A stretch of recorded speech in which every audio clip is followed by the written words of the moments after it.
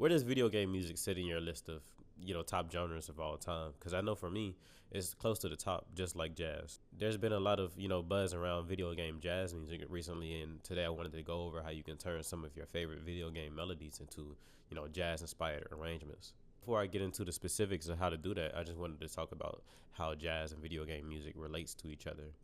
They both kind of come from a background of having a very strong melody. Like, you need a strong melody for jazz and a strong one for video games, because jazz is all about improv and melody. That's literally what the genre is about. In video games, you need a melody that a listener can sit through and be memorable without it get too boring.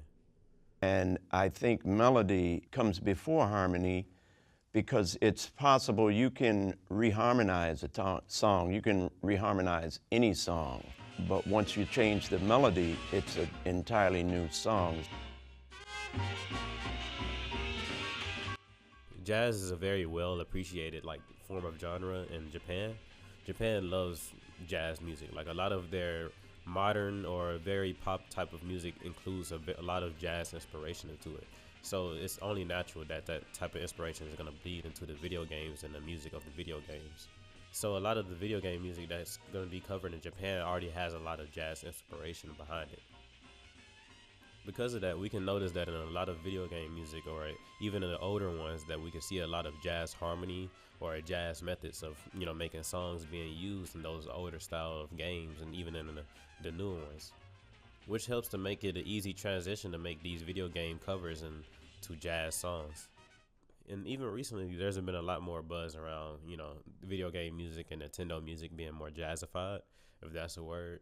Today, I'm going to just be analyzing some very, basic, or not even basic, but very memorable and themes that everybody, for the most part, knows if you play video games. The first one I want to cover is the Super Mario Bros., the original theme. The first thing I want to mention when you're, creating a song and you're putting it with jazz harmony is that you always want to make sure that the melody fits well with the harmony. And all that means is that, you want the notes to be diatonic to the chords. And when I say diatonic, I just mean it needs to fit in the key. If the harmony doesn't match the key with the melody, then you just get a lot of clashing, or, it just doesn't really line up with what the melody is trying to go for.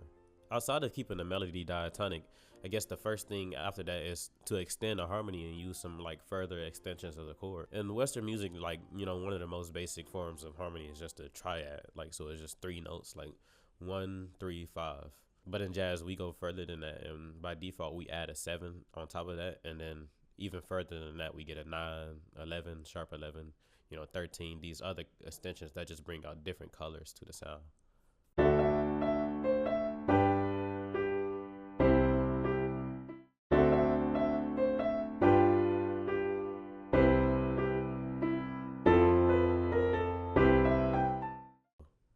So the best way to know how to extend these chords is just to look in the key of the scale. So in the key of C, which is all the white notes, all we know, if we want to extend this, let's for instance, just this G major triad into, a G7, all we need to do is stack on top then every other note. So we have this F natural, which is, diatonic to the key of C. The next thing on top of that to add is this concept called secondary dominant chords. This concept exists in, classical and other forms of music too, but I think it's a lot more apparent in jazz music, how you can use the 5, or not even the 5, but a leading chord of a different key center to just kind of momentarily step out the regular key of the song.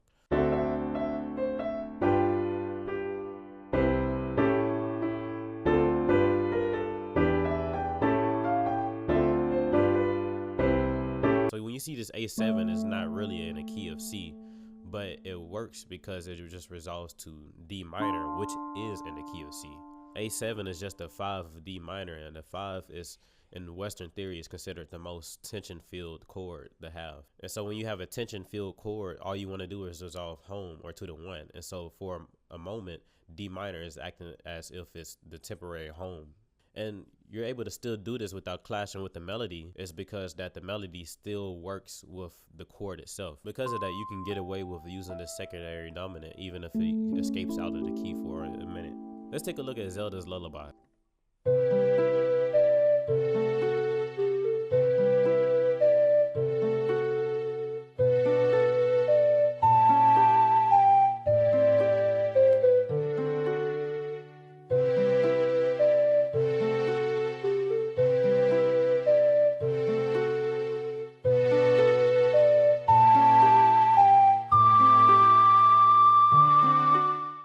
So this is kind of goes back on the other tip where I was telling you to follow the melody, but in this example, don't let the melody hold you back. But what I mean by that is not to say that you just need to go crazy and just, you know, do whatever with the chords, but you can be a little bit more experimental in considering where the melody lays with the chord. So normally here in Zelda's Lullaby, this B starts on like a C major 7 chord, but you know, I'm changing it up and starting on a G major 7. So it changes the B from being the 7 to being a third. And it just gives the melody a whole different type of context.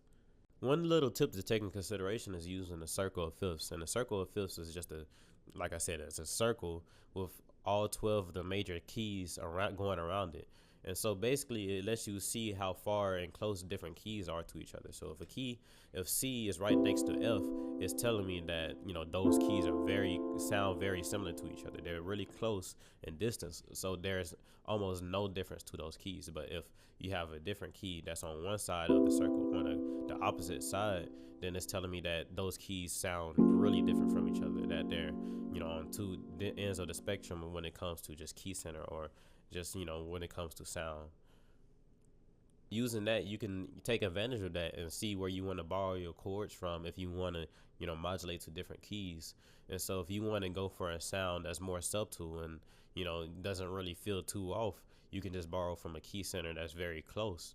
But if you want something crazy and wacky, like, you know, maybe you'd borrow from a key center that's like, you know, up a major third from, you know, where you already at.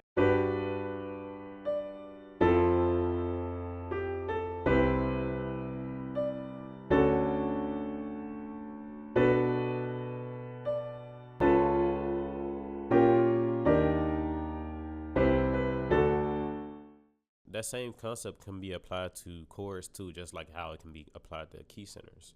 So instead of going to the B flat diminished, I went to the D flat augmented.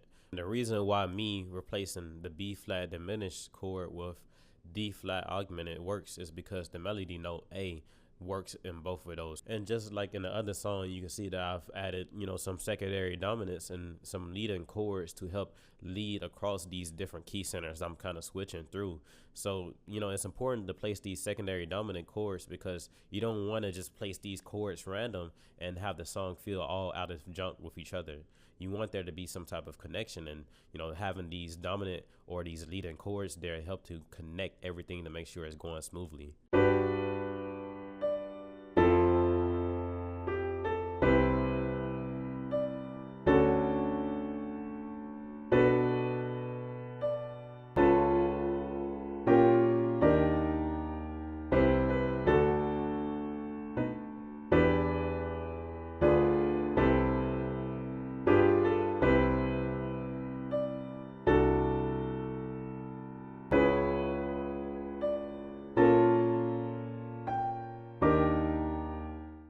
Video game music is influenced by a lot of different genres and cultures.